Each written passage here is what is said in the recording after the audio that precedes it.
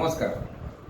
पंडित सरांची गाणी या माझ्या नवीन चॅनलमध्ये तुमचं सगळ्यांचं मनापासून स्वागत आहे. पंडित सर श्रीनिवास पंडित, माझे वडील दिवंगत श्रीनिवास पंडित, 2022 साली 17 ऑक्टोबरला त्यांचं निधन झालं. आणि त्यानंतर आज 2026चा पितृदिन, म्हणजे आज पितृदिन जो आहे त्याला नेमकं काय करावं, काय वंदना द्यावी, असा एक थोडासा विचार होता मनात. पण त्यानंतर जेव्हा लक्षात आलं की गेल्या 3-4 वर्षामध्ये विविध प्रकारे वडिलांचा फोटो असेल किंवा वडिलांविषयी काहीतरी लिखाण असेल किंवा वडिलांची आठवण काढणं असेल, या पलीकडे जाऊन सुद्धा वडिलांना वडील म्हणून बघताना सुद्धा त्यांना आणखीन वेगवेगळ्या भूमिकेतून जे बघितलं जायचं, म्हणजे ते खूप जणांना शिक्षक असल्यामुळे पंडित सर ही त्यांची व्यापक ओळख होती.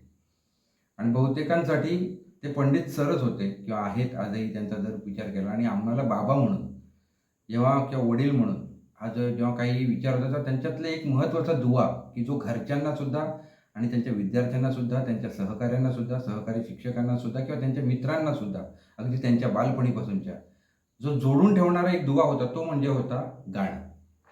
स्वतः कुठल्याही प्रकारे त्यांनी गाण्याचं शिक्षण घेतलेलं नव्हतं. कुठल्याही प्रकारचा संगीत साज किंवा कुठलंही त्यांना वाद्य वाजवता येत नव्हतं. तरीही घरामध्ये कायम संगीतमय वातावरण असायचं. आता हे संगीतमय वातावरणाची त्यावेळी तत्कालीन, जर आपण आजपासून एक 40 वर्षापूर्वीचा विचार केला तर, किंवा त्याही पूर्वी 50 वर्षापूर्वीचा जर विचार केला तर, त्यांच्या तरुणपणापासून रेडिओ किंवा कॅसेट, टेप रेकॉर्डर ही त्यांची अगदी आस्थेची साधनं होती. म्हणजे त्यांनी दूरचित्रवाणी किंवा दूरदर्शन हे जर इतर क्रीडा किंवा बातम्यांसाठी बघितलं असेल तरी त्यांच्या काळजाशी घट्ट हा टेप रेकॉर्डर होता, रेडिओ होता, तो गाण्यांसाठी.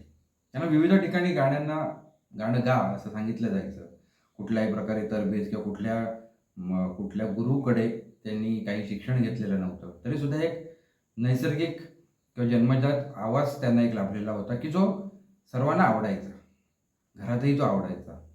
आणि त्यांच्या आवाजाला कुठेतरी जुन्या गाण्यांपासून असेल, भक्तिगीतं, भावगीतं आणि सर्व प्रकारची गाणी, अगदी गझला किंवा भजन संध्या, ह्या सगळ्या त्यांना भरपूर प्रचंड आवडायच्या. मग आज यावेळी असा विचार आला की त्यांना त्यांची आठवण काढणं, म्हणजे ते गात असलेली गीतं जवळपास 5 ते 6,000 गाणी त्यांना तोंडपाठ होती.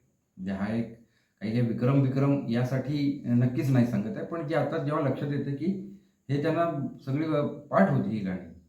की म्हणजे त्यावेळी कुठल्याही प्रकारे त्यांचं गणितचे शिक्षक असल्यामुळे कदाचित ती स्मरणशक्तीचा त्यांना चांगली असावी, म्हणून त्यांना ती गाणी सगळी लक्षात राहत असावी, काहीतरी त्यांची अशी पद्धत असावी. पण त्यांची काही जी गाणी जशी आठवतील तशी एक घेऊन यायचा हा एक प्रयत्न आहे. आणि त्यांना जी माणसं तुम्ही गा किंवा त्यांना वेगवेगळे त्यांची काही भावंड किंवा त्यावेळेचे काही लहान त्यांच्या बालपणीचे सवंगडी त्यांना नाना म्हणायचे. म्हणजे आमच्यासाठी बाबा, त्यांच्यासाठी नाना, कोणासाठी पंडित सर, काही जी ज्येष्ठ माणसं आहेत त्यांच्यासाठी श्री, त्यांचं नाव श्रीनिवास होतं त्यामुळे ते श्रीगा हे असं आम्ही बघितलेलं असायचं. आणि त्यावेळी आश्चर्य वाटायचं की हे कसे काय गातात, कारण हे त्यांना कुठल्याही प्रकारे कसलंच संगीताचं शिक्षण नव्हतं, तरीसुद्धा ते कसे गाऊ शकत होते. म्हणजे कदाचित श्रवणाचा त्यांचा भाग हा उत्तम होता किंवा नैसर्गिक जी काही कंठामध्ये असलेली जे कौशल्य होतं किंवा जी काही विद्या होती त्याचा त्यांनी गाण्यासाठी, ते गाण्याशिवाय राहू शकत नव्हते. हे त्यांना जाणणारे बहुतांश सगळेच सांगतील की त्यांना पंडित सर ज्यांनी पाहिले त्यांना सगळ्यांना माहिती की पंडित सर गाण्याशिवाय राहू शकत नव्हते. आज हा माझा प्रयत्न आहे आणि ही जी सुरुवात आहे ही पंडित सरांची गाणी, कारण त्यांनी जितकी घरात गायली तेवढीच बाहेर छोट्या गावांमध्ये कुठेतरी जाऊन कुठे कार्यक्रमाला गेली तर तिथे गाणं, त्यांच्या प्रशालेमध्ये आग्रहाखातर किंवा कुणी आग्रह केला नाही तरी त्यांचं एक गुणगुणत जाण्याचं, अगदी सायकलवरून जाताना, चालत असताना, झाडांना पाणी घालताना, हा सगळा त्यांचा जो वावर होता तो एक गाण्यांचा फार महत्त्वाचा वावर होता. आणि त्यांना गीतांचं, गाण्याचं त्यांना कुठेतरी एक मोठा आधार त्यांच्या जीवनात असावा. ही सगळी गाणी होती की त्यांना कुठेतरी ते शब्द, ते संगीत, ते गायक, ते कवी, हे सगळे त्यांच्या फार अगदी जवळ असल्यासारखे असायचे. खूपशी माणसं त्यांना, ते कलादर्दी होते स्वतः, जरी काही कलाकार नव्हते ते, तरी ते कला दर्दी होते. त्यामुळे कुठेही कोण गायक चांगले, कोण गायिका किंवा कोण चांगले गीतकार वगैरे असे कोण आले किंवा कधी त्यांची ओळख झाली किंवा त्यांचे काही कार्यक्रम असले तर ते आवर्जून जायचे किंवा त्यांना भेटायचे.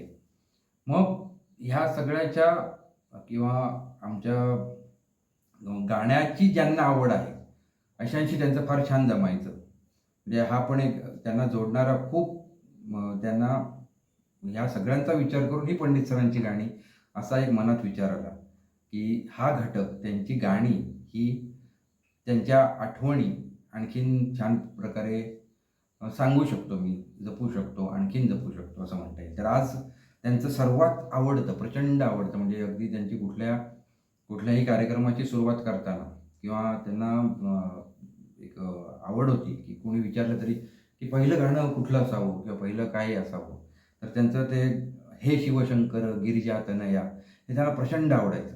मग ती सुरुवात करायची. मग आज माझा हा प्रयत्न आहे, मी सुद्धा कुठल्याही प्रकारे काय माझा आवाजाचं कुठलाही संगीत शिकलेलो नाही. त्यांचं ऐकूनच जे काय असेल कॅसेट, जे त्यांचं टेप रेकॉर्डर आणि रेडिओ होता तोच आमचाही काय म्हणूया मार्गदर्शक होता की गाणी जी काही असतील ती तिथूनच आलेली होती. म्हणजे पहिल्यांदा जी आवड लागली असेल. तर आज मी त्यांच्याच म्हणजे पंडित सरांच्या, माझ्या वडिलांच्या आवडत्या गीताने ते जे नमन आहे त्या नमनाने मी ह्या आपल्या चॅनेलची पहिला भाग हा आज आपण सुरू करतोय. आपणा सर्वांचा यामध्ये असलेला सहभाग मी आता समजतोय आणि त्याच्याबद्दल सर्वांचे मनपूर्वक आभारी आहे. आणि आपण आत्ता या गीताला, नमनाला सुरुवात करूया. हे शिवशंकर गिरिजातनया गणनायक प्रभुवरा, शुभ कार्याच्या शुभ आरंभी नमन तुला ईश्वरा. हे शिवशंकर गिरिजातनया गणनायक प्रभुवरा, शुभ कार्याच्या शुभ आरंभी नमन तुला ईश्वरा. प्रसन्न होऊन विघ्न हरावे, नम्र कलेचे सार्थक व्हावे. प्रसन्न होऊन विघ्न हरावे,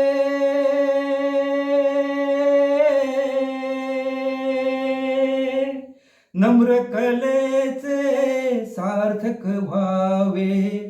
तुझ्या कृपेने यश कीर्तीचा बहर येऊ दे भरा. शुभ कार्याच्या शुभ आरंभी नमन तुला ईश्वरा. वंदन करुनी तुझला देवा, रसिक जनांची करीतो सेवा. वंदन करुनी तुझला देवा,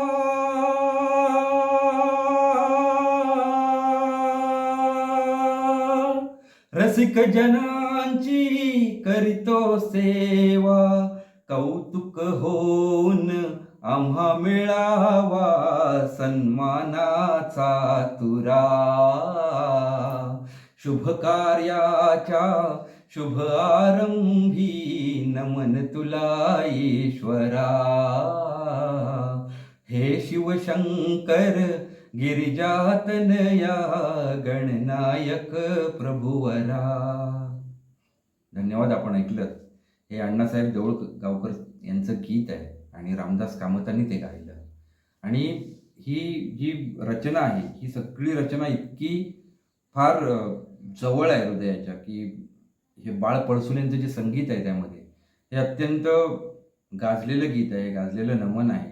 हे उद्देश म्हणजे त्याचा आपण संकल्प किंवा सुरुवात करताना ही बाप्पाचरणी जे काही आपण नमन करतो त्याच्यासाठीचं पंडित सरांना आवडणारं हे नमन होतं. आपण सर्वांनी हे ऐकलं, पाहिलं आणि पंडित सरांची गाणी या चॅनेलला आपण जरूर सबस्क्राईब करा.